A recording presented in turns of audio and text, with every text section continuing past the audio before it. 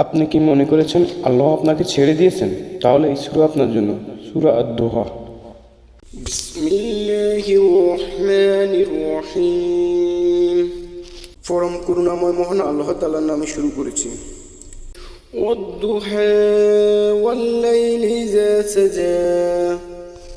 কসম পূর্বাহের, কসম রাতের যখন তা অন্ধকারচ্ছন্ন হয়। মা ওয়াদ্দাকা রাব্বুকা ওয়া মা ক্বালা। তোমার রব তোমাকে পরিত্যাগ করেননি এবং অসন্তুষ্টও হননি।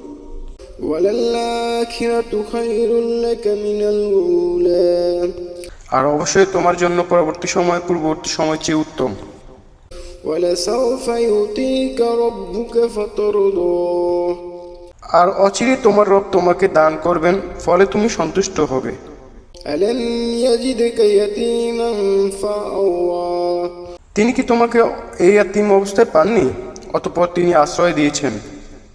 ওয়াজাদাকা দাল্লান ফাহাদা। আর তিনি তোমাকে পেয়েছেন পথ না জানা অবস্থায়, অতঃপর তিনি পথ নির্দেশ দিয়েছেন। ওয়াজাদাকা আইলান ফাআগনা। তিনি তোমাকে পেয়েছেন নিঃস্ব, অতঃপর তিনি সমৃদ্ধ করেছেন। ফাআম্মাল ইয়াতীমা ফালা তাকহার।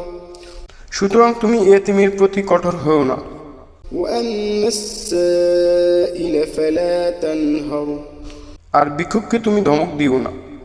ওয়াম্মা বিনি'মাতি রাব্বিকা ফাহাদ্দিস। আর তোমার রবের অনুগ্রহ তুমি বর্ণনা করো।